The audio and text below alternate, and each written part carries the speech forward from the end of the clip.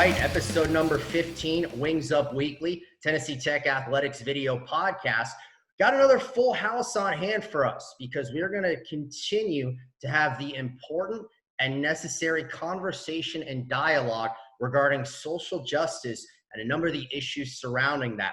It's the second time that we've done this here in this space on Wings Up Weekly. A little bit earlier in this month, we had members of both Tennessee Tech basketball teams, as well as the Cookeville branch president of the NAACP, Thomas Savage. A lot of good stuff to come out of that episode. But as we indicated that day, that's just kind of the beginning. We need to continue to have these conversations, continue to communicate in that ways. Like that episode, we hope today is another chance to become more aware, to listen, to learn, to educate, and discuss ways in which effective and impactful change can occur. So the second episode here on Wings Up Weekly of Social Justice. We'll get into the introductions right now. It is a Tennessee Tech football flavor for this episode. We have Golden Eagle head coach Dwayne Alexander, two student athletes from the Tennessee Tech football team, junior Jamal Thompson, senior Chris Tucker, and then also excited to bring a university angle into this equation, the longtime senior instructor of exercise science, physical education, wellness, Steve Smith is aboard with us. And I think that he would be a great place to get us off and running today. So Mr. Smith, we appreciate you coming on board. You have that university perspective, 3.5 decades as an instructor here at Tennessee Tech. Why did you feel it was important to be involved in this conversation today? Well, first and foremost, I appreciate you having me as a member of this group to talk a little bit about the issues that we're facing now. But I guess my importance and the reason that I think that it's important for me to speak to these issues, one, I've been here and I've seen the university evolve. I've, just like you said, 3.5 decades here. Coach Alexander and I have known each other for a long time. I knew him when he was a football player here. And I've seen a lot of people come and go through the university, faculty, staff, athletes, coaches, so on and so forth. And I also know a lot about the community, the surrounding community, and just in my lifetime where I came from as a young man and coming to Tennessee Tech and seeing some of the things socially that I saw, because I grew up, born in 58, grew up during some racial times, grew up in a small town that was sort of more integrated, segregated per se. When it was time for me to go to elementary school, my first grade class, I was the first African American to attend the elementary school, along with some of my friends who were in different grades. So I've seen a lot of different things, and a lot of the things that are going on in the country today were things that were going on back in the 60s, early 70s, and it's just a matter of just different people, different issues, but they're all intertwined.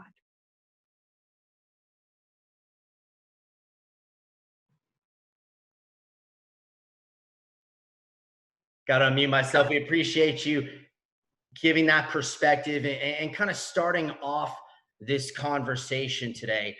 I think at this point, it would be important and significant to bring in the Tennessee Tech head football coach, Dwayne Alexander. Significant that he is with us for a number of reasons. But Coach, you think about the football team in a college context. Very many ways, it is that proverbial straw that stirs the drink in an athletic department, and in a university setting, the size, the scope, the presence of a football team. So what sort of conversations have you been having with your players, and then why did you feel it was important to be involved today? Well, I certainly feel it's important to be involved. Just like Steve, I first walked on this campus back in 1983, so I've seen Tennessee Tech certainly grow and evolve, through the years. And, the interaction and relationship that I developed with the teammates that I had, that I played with here, you hear it said a lot, but it's truly not a cliche. I mean, I don't know if there's any more diverse group of people that are ever part of an organization than a football team, because of some of the things you just spoke to there, Dylan. The sheer numbers that we have, we have 100 guys, and it's just the backgrounds that everybody comes from, where everybody comes from. I mean, from coaches to players, our makeup of our team, right now, I mean, is guys from everywhere. You'll have guys from from inner city Memphis, to rural areas of Westmoreland or Jamestown, Tennessee, to, West Coast out in California. We have a player from Canada. We have a player from Australia. I mean, you name it. Inner city Atlanta, suburbs, just about every type of socioeconomic thing that could be, that you could touch on, we have in our locker room. And, because of that, it's important that, it's always, for me, it's been important that our team get to know each other and develop relationships. And, what's been the tough thing about this, Dylan, is, we left campus March the 12th was our last spring football practice. We had a team meeting before that practice, after our 2 practices, and basically everybody has gone home. And all these events that we've seen unravel basically on television, and for a lot of people on their phones, has all happened while we've all been apart. And, trying to get our team back together. Today's actually our first day officially back in the weight room. It's July the 28th. We left here March the 12th is the last time we did a team activity as a team, and it's now July 28th. And so, we had I got to Coach Pugh, our character leadership development coach, and we put together a Zoom call and a team meet and some leadership meeting. We have a leadership group, and my main thing I wanted to let our players know is that just seeing everything that was going on is that that I love them and that I care about them, and that I think moving forward, education is going to be a huge part. Communication is going to be a huge part. Relationships, continue to build relationships, is going to be a huge part. And that I want to take a leadership position in this, but I want to lead from the back seat. And what I mean by that is I want to hear from our players. I told them I want to know what you guys feel like we need to do. I've talked to my staff. It's not one of those where Coach Alexander is going to step up and go, here's our plan for social justice. All right. I mean, I have a plan for a lot of things. That's not what needs to happen here.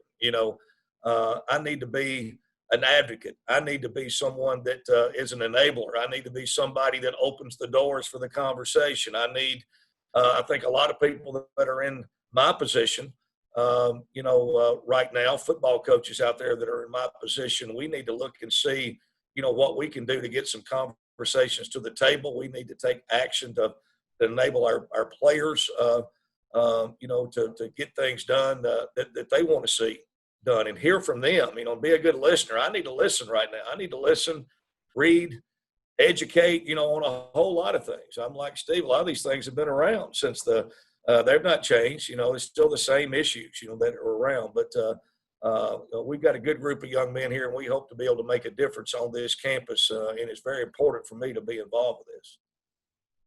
Well, you did mention and bring up multiple times throughout that it is important to listen to the players and maybe Yes. learn from the players. So I think that is just such a great opportunity that we now have a lot of value in the platform of a student athlete. We're very fortunate to have 2 leaders of the Tennessee Tech football team, 2 upperclassmen. I think it'd be the best time to now hear from them. We'll start with senior Chris Tucker, because Chris, not only do you have a platform of being a recognizable player, a leader of this team, but you're a decorated player as well.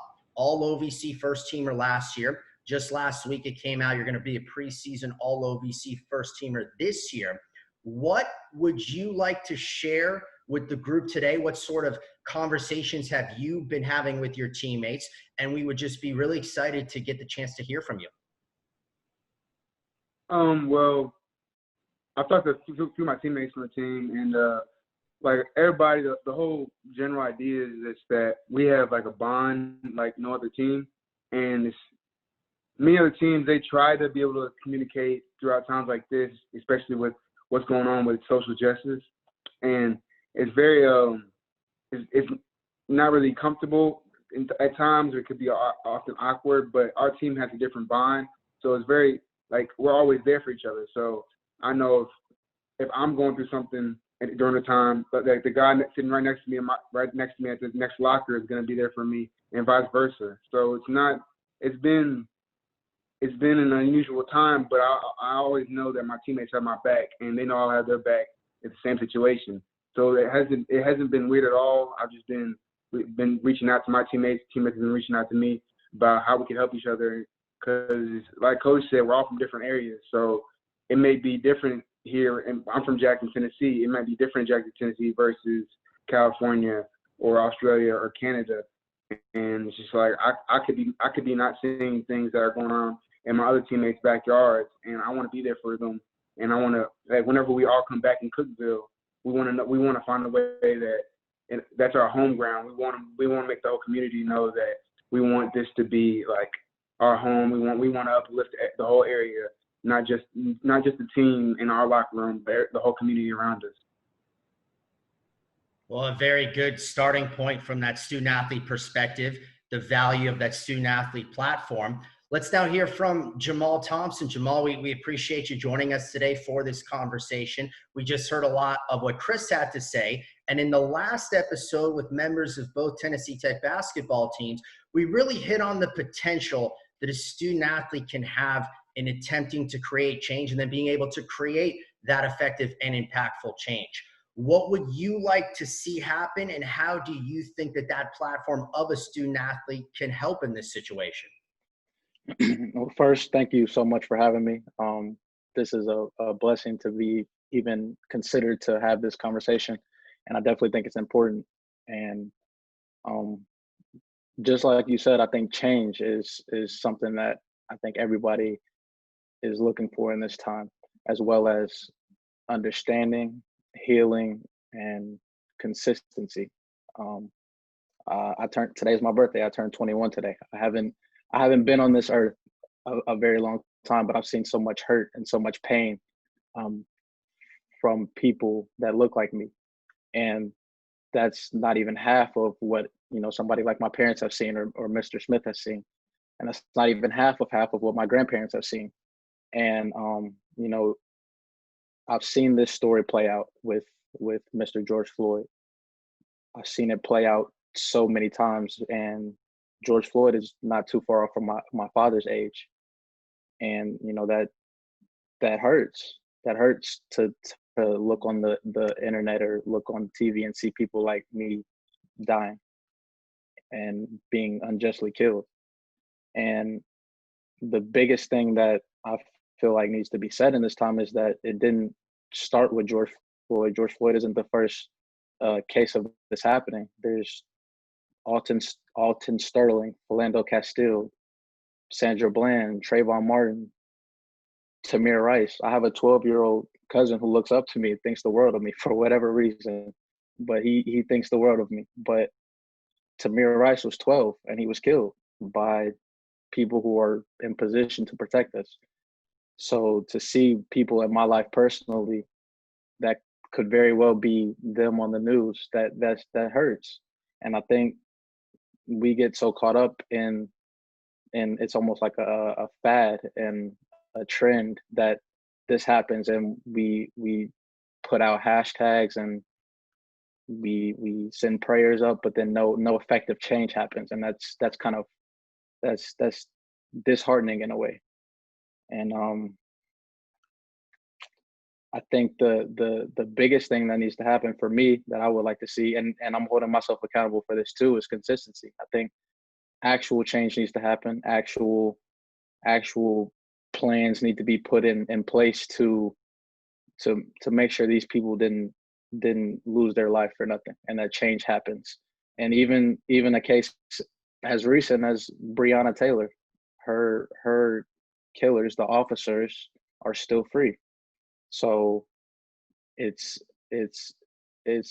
sickening in a way, because like I said, I haven't been here very long, but I've almost become numb to it. I've become desensitized to seeing people like me on the news being killed so often, because it happens so frequently, and it's sad. So I think understanding needs to happen as well. I think that it's easy to say that, I'll never understand what somebody like me or somebody like Chris Tucker is going through as a person as a somebody with privilege. But I think understanding needs to happen as far as the other side is how things can get better. And I think that's why this conversation and conversations like this need to happen even more often, because this is so instrumental in seeing change and seeing growth and seeing development. And I think that, hate isn't something that somebody's born with. It's taught, and it's manifested at home. So I think that more conversations like this need to take place in order to see real concrete results. And as far as how being a Golden Eagle can affect or impact this change, Coach Alexander attested to this earlier. Me and him had a real conversation early on, and he doesn't know what I'm gonna tell him now, but that meant so much to me to hear him talk and see the genuineness and feel the genuineness in his words that he really wants to see change. And I think as a culture, all of us, I think misdirection kind of runs this country in a way where we're looking for this to be changed, but then they take it away and use something else. An example of this would be the NFL. In week 1, they're going to play the Black national anthem.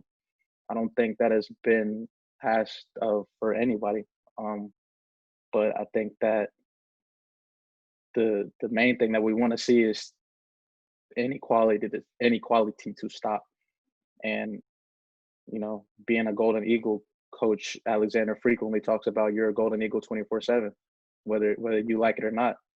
And a part of that is being a role model in the community and on campus. People look up to us on campus, especially somebody like Tuck. Like you said, Tuck has all the accolades that I aspire to achieve one day. So Tuck is a big figure in this community and in this population. So people look up to Tuck, and it's important that we not only talk the talk, but we actually walk the walk. And just like Coach Alexander said, a football program in nature is one of the most diverse groups. And I was fortunate enough to experience football at a young age. So I was able to learn how to acclimate and be around people who didn't look like me. And I believe that is important. And Coach Alexander also talks about, E plus R equals O, which is the event plus our response is going to be our desired outcome. So our event would be the social injustice that has gone on for a very, very, very, very long time. The R is going to be how we respond to it now, which is being leaders in this community and also, prompting and pushing the issue and continuing to have important conversations like this. I believe Dane in the last episode, he mentioned that he would like to see, outreach programs extended to the community, whether it be in Putnam County or outside of that. And I'm 100% in agreement with him. I did a little research, and Tennessee Tech is the African American population at Tennessee Tech is 4% out of 100, and the African American faculty population is 3.5% out of 100. So it's a little disheartening to come to leave home, which you've been at home for 18 years, and come to a foreign place, and you not see people that look like you.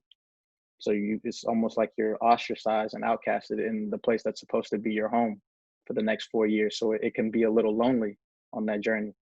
And I think Tuck can attest to this as well. We're football players for a limited hours throughout the week, but we're Black every single day, 24/7. So there have been times when I've gone to Walmart or Kroger in Cookeville, and I've seen the looks that I've gotten from people who don't look like me, and I've been stereotyped because of the way I look. I'm a dread-headed guy with a beard. Like, it happens. So I think that conversations like this need to take place more often in order to see real concrete change. And then the last part of the equation that Coach Alexander mentions is the outcome. You know, in 21 years, I've been, very blessed and very fortunate not to run into any real problems, but I've seen people around me have those real problems. So in order for our desired outcome, the O in the equation, to be something that I would really like to look forward to, I think all of us have to remain positive, but we also have to be very earnest in our approach to this issue. And I'm remaining optimistic. I don't want, the world that I'm growing up in currently, the world that my parents had to grow up in. I do not want that to be the world that my kids have to grow up in way later down the future. But yeah, I'm remaining optimistic, and I think having this platform and being a Golden Eagle in general is a blessing, and I think that I can affect real change by doing so. Just some tremendous stuff right there. I mean, we appreciate your preparation, your ability to speak from the heart, all of the things that you brought up. I looked at everybody else throughout that, and you could tell how much that they were listening and learning. And I think, Jamal, you provided us now with just such an opportunity to really have a conversation. We've now heard from everybody. And I think that the best thing, very similar to what we did the last social justice episode with both Tennessee Tech basketball teams, is to now talk amongst each other.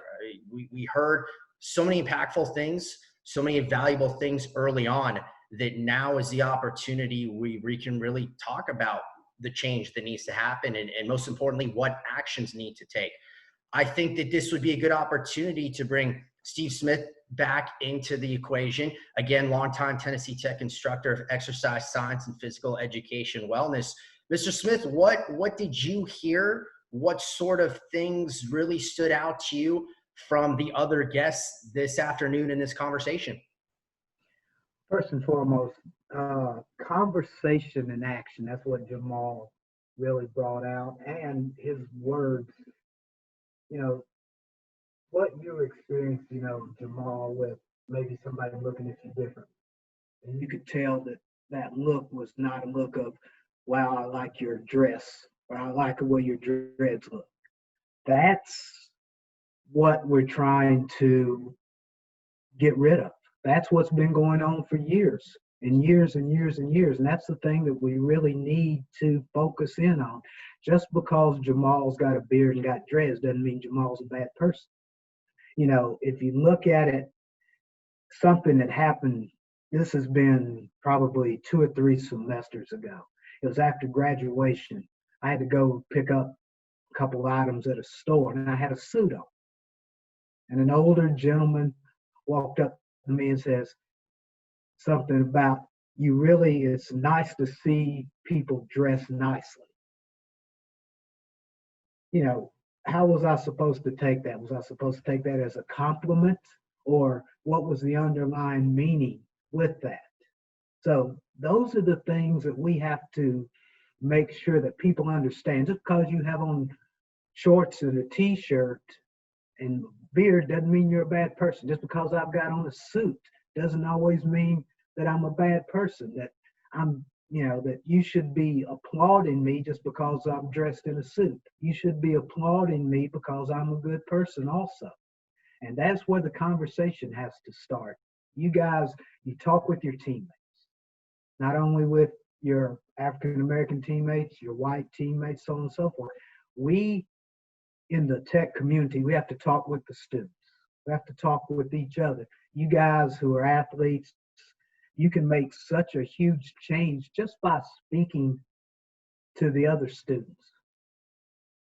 Myself as a faculty member, I carry on conversation with my students all the time. Black, white, doesn't matter. I walk through the halls, I talk to the students.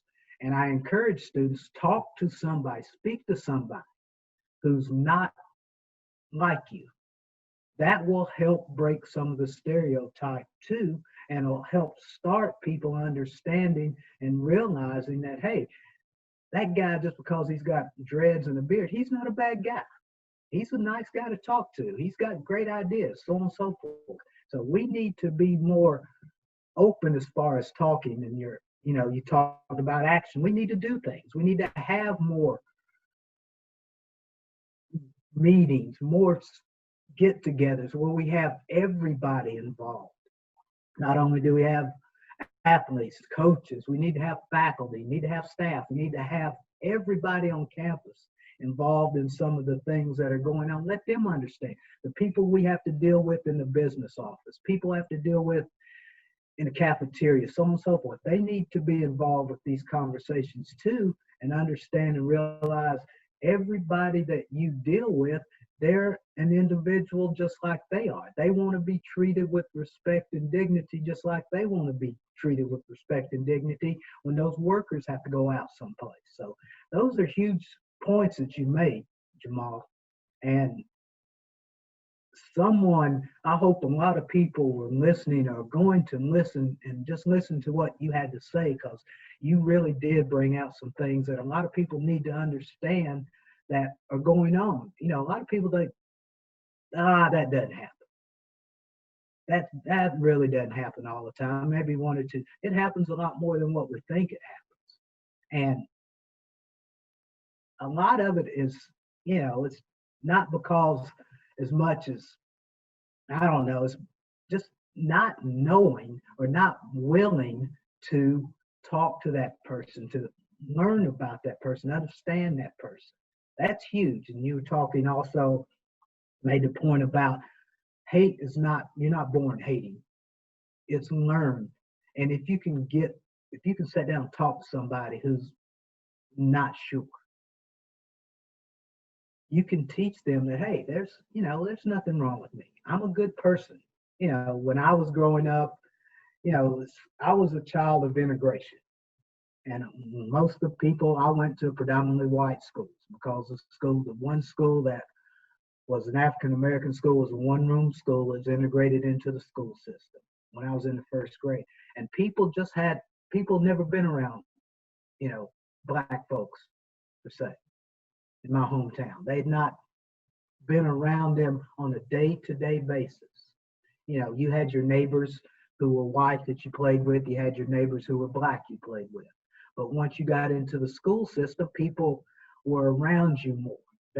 Once you talked to them, once you got around them, they got around you, they realized that you were a human being just like they were. And some of the things that the perception that they may have had of you was changed just by them being around you. And that's what we've got to do. We've got to change people's perception. And part of that, the change of that perception can be something as simple as when you pass somebody on the sidewalk, you throw your hand up, say, hey, how are you doing? That goes a long way. Well, a lot of great stuff there from Mr. Smith.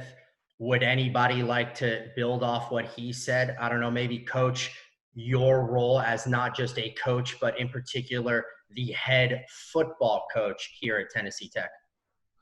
Well, again, just hearing all these guys talk and things that they're bringing up, I mean, it's why we need to be doing this. I mean, it's awesome. A quote that I'd written down to share with this for this forum is, we love each other because we took the time to get to know each other, and I think that's so important, the relationships that we build. It's something I've gotten to know Chris Tucker because I've spent time talking to Chris Tucker off the field. I've gotten to know Jamal Thompson, because he's been to my office. I've taken time and he's taken time to come in and see me. And I've taken the time to get to know him actually, off the field. I'm one of the signs that we have in our locker room is be doers of the word, and there's a point where we've got to get these conversations off of Twitter and off of social media and off of these forums, and they're all good and we need to have them. But we got to put some actions in behind them. We actually have to start doing things, and they don't have to be large, giant, actions. I mean, they just start with day-to-day interactions, day-to-day doing something for somebody, day-to-day to show somebody that you care about them. Day-to-day you build those things a day at a time. You actually change in a relationship at a time. I always have an example of a young man who, played for me at Cumberland years ago, who had, his mother was had been arrested. He didn't have a dad. his high school coach had kind of helped him out. He ended up coming to play for us at Cumberland. I'd have to drive home and pick him up, every weekend to bring him. Every semester to bring him back to school or meet his coach halfway, to bring him back and forth to school. And, he's going on now, married, he's got a tremendous job, sends me pictures of his wife and his kids, and his family. And, it's just one relationship at a time, it's just one action at a time that we can change. And I think we're sitting around waiting on people at much higher levels to try to make all the change. And really we're missing an opportunity to make the change, and our players from day one, we've tried to make sure we build relationships. I want them to build relationships. I've told them, I know our football team is starting to turn the corner whenever I see Chris Tucker walking down the sidewalk and I see a freshman from running back from somewhere, and they stop and talk to each other. It takes those type of things. And I think that's what Steve's saying. We've got to get that outside the locker room and get it out here on campus. One of the big believers, I get our guys involved in community service. I tell them that whenever we recruit them and we bring them here, we don't want to do that just for the public perception that, well, we're out doing nice things. I want people to get to know our football team. I want them to realize there's more to it than just number 55 out there with a helmet on sacking the quarterback, that there's actually a human being in there that's a real person that actually has a lot more to offer than sacking the quarterback. It would be a shame if all they got at people in the Cookville community got to know about Chris Tucker is that he was really good at sacking the quarterback. You'd love to hear. I know as a coach, I hope one day, whenever it is that I'm no longer coaching, it would really hurt me and crush me if somebody said, I tell you what, Coach Alexander was a really good coach. That would hurt me. That would bother me. I would want somebody to say, hey, I know that guy there really cared about others. That guy there was a good person, and we've got good young men on our team. Jamaal is outstanding, and again, I think it's a great example here, just to hear Jamaal share his thoughts, and his feelings that there's more to it than just number 26 out there running around with his dreads hanging out of his helmet, or whatever, that it's more to it than that. So, I want to play a role in trying to recruit more African-American students to Tennessee Tech, and people of color to Tennessee Tech. I think the Cookville community is ready for that now. It needs to be ready for that now. Ready or not, it needs to be ready for that now. I know Mark Brunette, that's been part of his passion, is to try to do that. I know Steve would love to see that. I want to be a part of just not recruiting just football players here, but recruiting, other students, just general student population in general, to Tennessee Tech. I think it would be a big part in helping our, university grow and trying to connect our football players to the community and to our community leaders. I want people to get to know our team on a personal level, and that fact they can affect change. And hopefully do some things, one action at a time that would change people's perception, of things. I think you're hearing a lot about perception, how you're perceived, just based off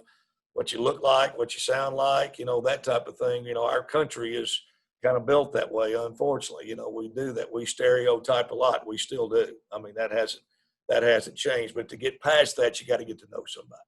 You got to sit down and spend time with them. I got to know a Jonathan Barksdale and a Hollis Rutledge and a Patrick Pope and a Thomas Squires and an Eddie Hayward. And, I coached Yusuf Sharif when I was here as a defensive line coach. He went on to be the Defensive Player of the Year in the OVC. But Yusuf was of Muslim background from Memphis, Tennessee.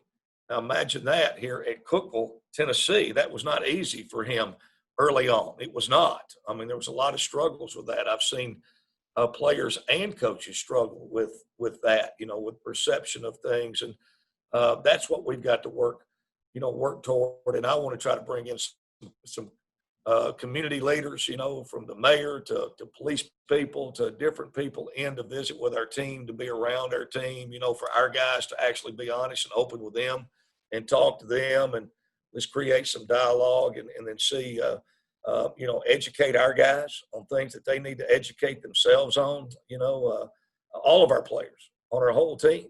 Don't let just some of the laws that get passed in your local town when you go back to live get passed. Go out and vote against some of those things.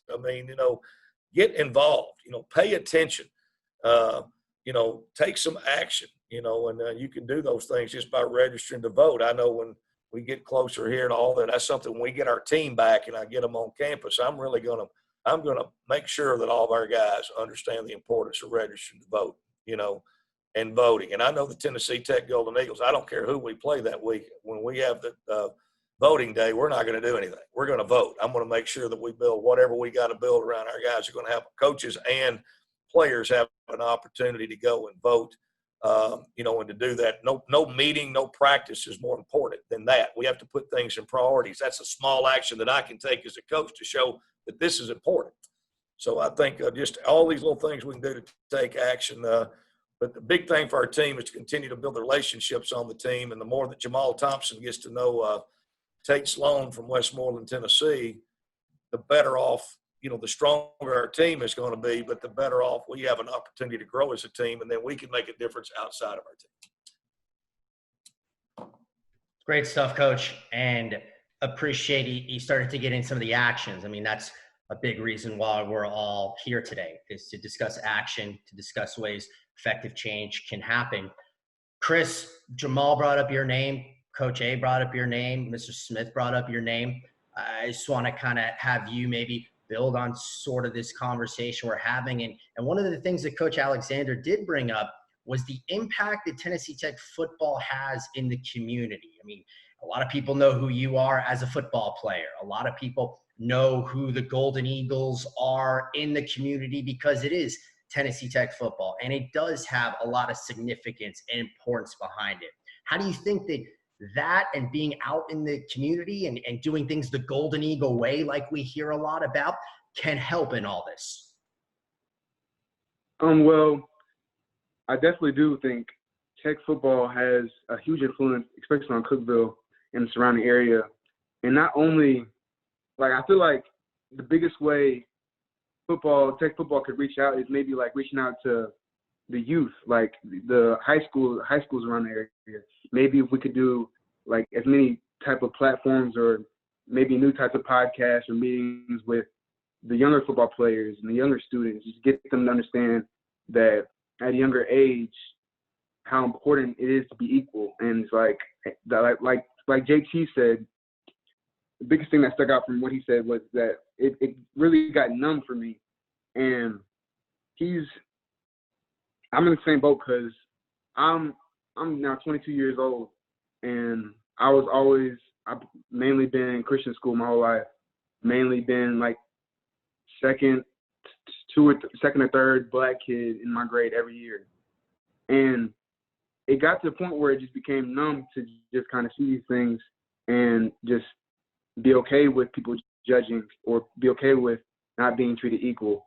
And it's at a young age like that, I often wish that I had a platform or a group like Tennessee Tech to reach out to me as a high school football player or as just a high schooler, to just show that this is the way it's supposed to be.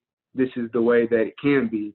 And that not only would have just given me hope as a high schooler, but it would have just given me a push and motivated me to strive to show other people that and just share what I've just learned. And I think it almost would just start just a domino effect. And with as big as the Putnam County area is with high schools and Tennessee Tech, we could really change something. And I think just reaching out to a few schools at a time and just showing how social justice is important, showing how a black kid going to high school and a white kid going to high school, they can go to school the same grade, same time, and be best friends, and they don't even know it.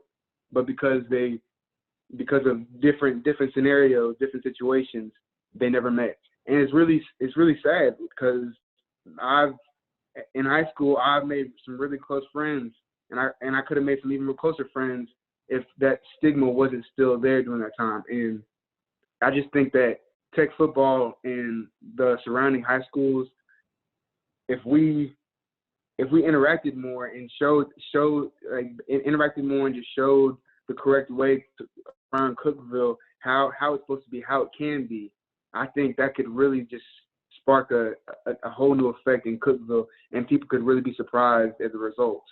And it's just something that I've always thought about, because I know we can't just do it by ourselves. We need the community, and along with the community, we have all these surrounding high school teams, high schoolers, middle schoolers, and it starts there, because like Jamal said earlier, hate isn't something that you're born with; it's something that you're taught.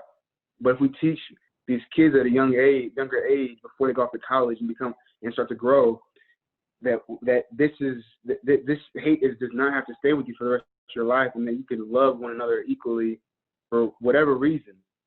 And you could see somebody going to school, however they're dressed, doesn't matter, dressed in a brand new pair of shoes or dressed in shoes they barely could afford, just to love each other just for the fact that we could be good to one another. I've been in scenarios where I was going in the building and someone couldn't even hold the door for me, but the people in front of me. But on my way out, I opened the door for 5 people, and it's not just because you didn't do that for me, I'm gonna do that for you. It's just the fact that I wasn't raised that way, and I'm not gonna stoop that low as to not treat anybody else equal as me, because that's just not how I was raised. And I just feel like if we instill that into all the kids in the surrounding area, we could really have an effect on Cookeville area, and we could really change something and start something here. Dylan, if I could jump in real quick, just there's a good example of what you started this thing out and that we talked about, listening to your players. That's a great idea that Chris has there, to try to connect, our football players here at Tennessee Tech, especially our black football players, with different guys around, in the community. As the coach, I know every coach in the community. There's not a coach here that I haven't either coached with that played for me. A lot of them are teammates. Every coach that touches all this area around here. That's something that I could set up. That's something I could go through compliance. I could find a way to do it. I could maybe get, some type of form together, that I could in the background do it, and for Chris to kind of lead that thing. But that's a good example of what can come, of when you listen, and then let's put some action to it, and Chris, you could tell he's passionate about doing that, and we could try to set that up and get some young men from around to maybe open up some discussion, with them, to where these guys could mentor those guys, and get them to thinking that. I think that's a great idea, and I think it's a way to, I think there would be coaches that would be willing to do it. I know 10 off the top of my head, I could text or call, kind of tell them what I'm thinking, and they would go, you know what, that's a good idea. How can we make this work? And so anyway, I just thought I would jump in and say that. I thought that was good, and I really appreciate Chris's thoughts there. Appreciate that, Coach. Well, I mean, it was such a good idea, and I feel that's why it's important to have Tennessee Tech football here, because again, those connections. I mean, a football team is so big, and there's so many coaches, and then as Coach A said, the connections he has, and then again, you get football teams that are so big in size, and so that seems like a way in which change can start to happen. When you talk about change and you talk about actions, and I'll go to Jamal, I'll go to you on this. One of the things we hear a lot is it has to be daily. It has to be part of the fabric of our daily lives, and just second nature needs to be the goal, and just a daily thing. How do you think that there are ways or actions to make this part of the daily fabric of our lives? Absolutely. Just piggybacking off of what Chris said and Coach Alexander mentioned, it's like planting a seed and watching it grow, right?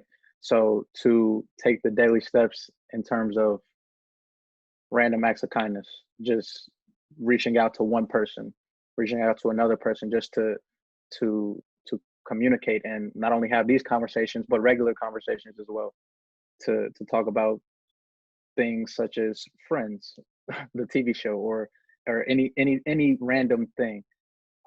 Just like Mr. Smith said, there has to be instances where Chris and myself and other people look like us have to essentially go above and beyond to show that there's more outside of the football player. We're more than an athlete. We're more than a teacher and things of that nature. It shouldn't have to be that way, but that's where we are currently. And I think in terms of, what Chris just mentioned, having a mentor program, and talking to young kids, especially, that is something that I think will be instrumental in growth. Chris, particularly, is definitely a larger than life figure in the Cookeville population, just in stature and his size and his accolades and what he's blessed to do on the football field. So if you have a guy like Chris Tucker talk to a young 7-8-year-old named TJ or Billy or anything like that, there's no words to describe the growth that can take place in that situation. I know I was introduced to racism at a very young age. I was 6. I didn't know what it was at that time. I couldn't put a word on it, but I knew it felt wrong. I had a friend who I was friends with all year, and then that person came back one day and said, "Yeah, my parents said I can't be friends with you anymore because you're Black." That happens. That has happened to me.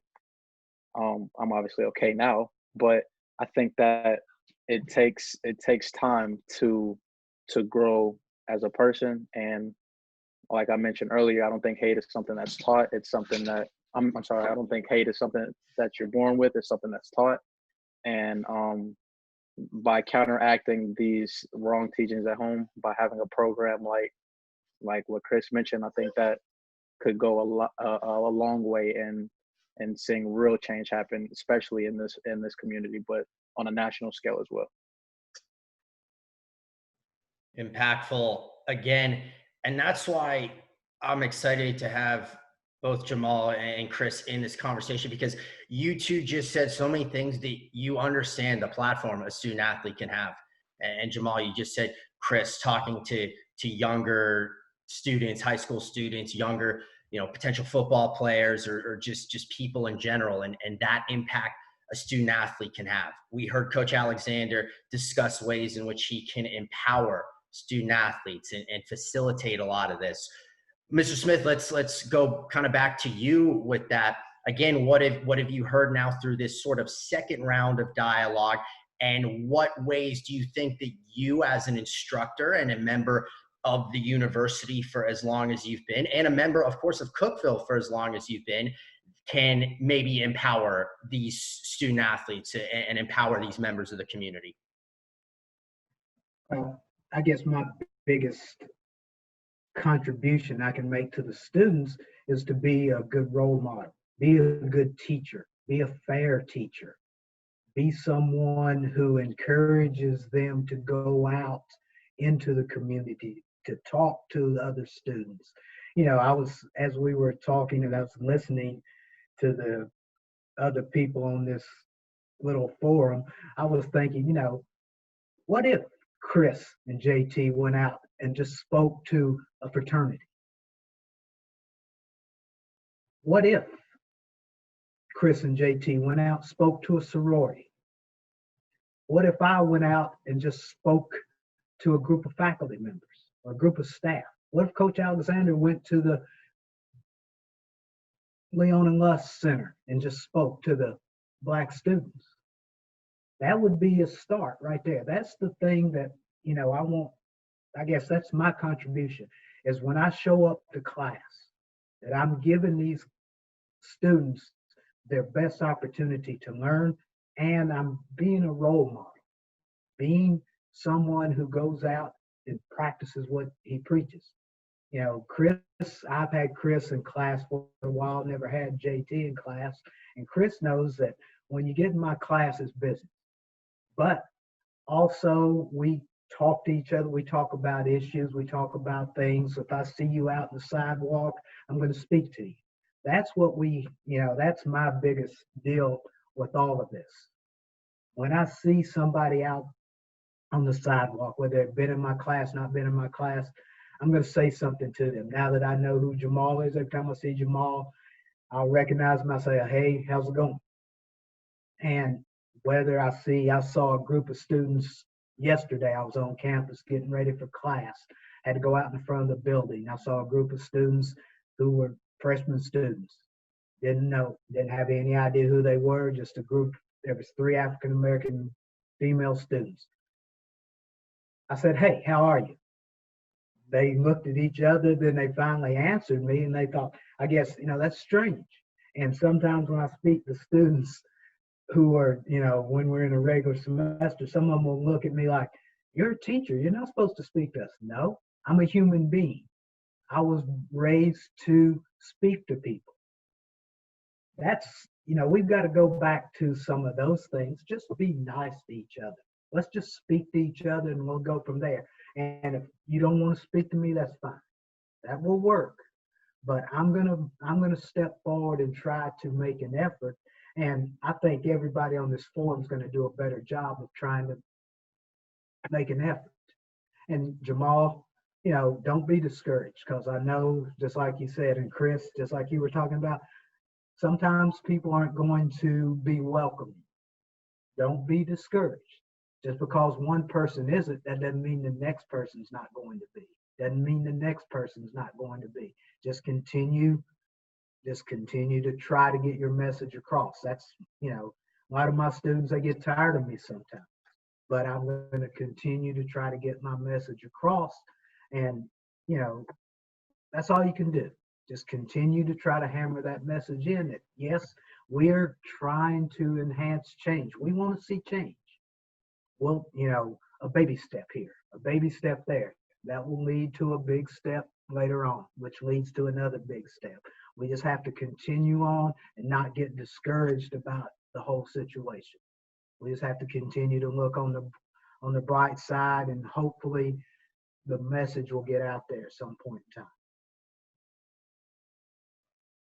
Thank you, Mr. Smith. And I think some concrete actions that he spoke of. What if members of the Tennessee Tech football team spoke to fraternities, sororities, other student groups, things like that? I guess maybe to sort of build off of that. What do you guys think of that idea? Or I know, Jamal, you had brought up what Dane Quest, freshman men's basketball player, said in the last social justice episode about a potential student-athlete advisory committee like SAC, but different and relating into what we are talking about today. So maybe sort of building off of some of these suggestions that we've heard. Well, I think, just from football, I've certainly tried to, one of the things I did when I got here is not just come down here and lock ourselves in Tucker Stadium, and try to get out and get on campus, and get out and get around and to get our players out around in the community. I've taken Dylan, I've taken them to luncheons, taking guys to luncheons, I've taken guys to different things. We had our signing day thing out at Progressive Bank. I know Chris was out there for that. I brought some guys out to introduce them to the community, and we need to do more of that. And one of the things that just struck me, what JT said, hey, we've got to do more. Let me tell you, the group, I've got to do more.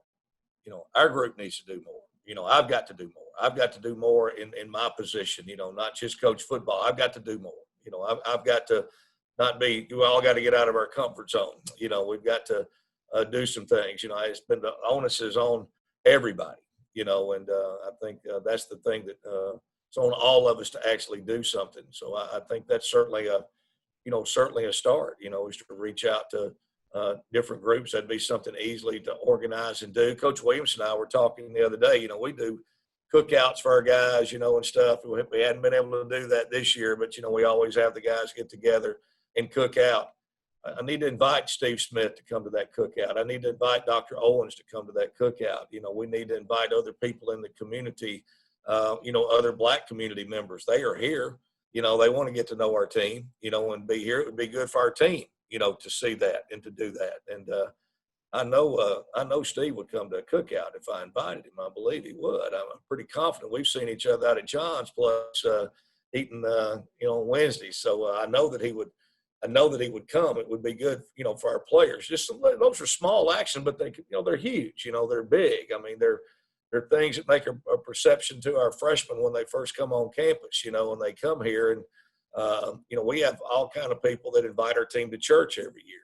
When we go, we need to get our team to a black church. That's been something that's been a passion of mine. I've talked to Sam about. I've talked to our team. To take him, Pastor Anthony Sinkfield. Pastor Sink played.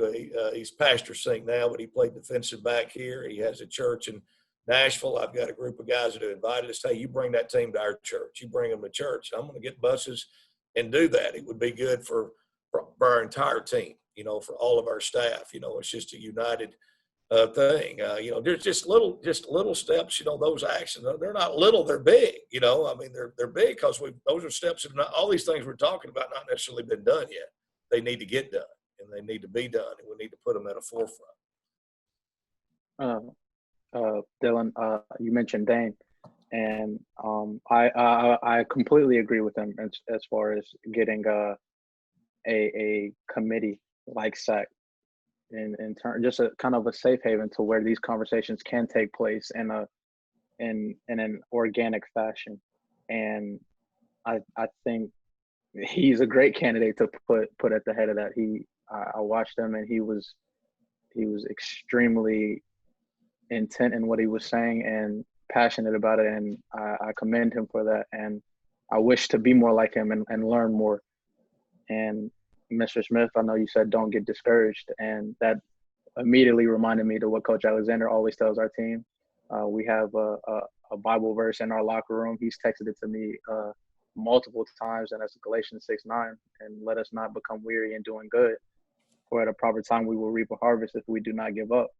And by no means am I ready to give up this fight. I know for a fact that I can be doing a lot more, and I think that it starts personally for everyone in terms of reading more and educating ourselves more, and then picking one and bringing one along and helping educate someone else. And I think that's, again, I keep harping on it, but I think that is why this conversation is so important, and more conversations like this need to keep happening.